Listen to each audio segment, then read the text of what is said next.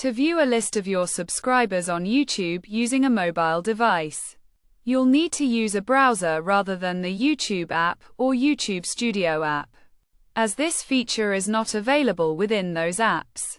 Start by opening a browser on your iPhone or Android device, such as Chrome, and navigate to studio.youtube.com.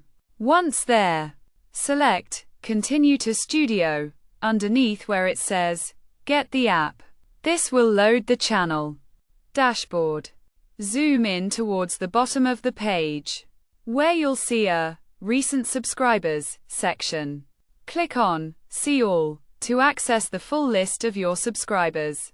This list spans multiple pages, and you can navigate through these pages as needed. Additionally, in the top right corner, you can adjust the date range to see subscribers who joined within the last 90 days, the past year, or over your channel's lifetime.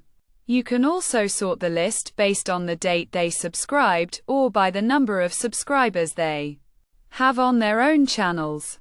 Following these steps will allow you to view your subscribers via a mobile browser.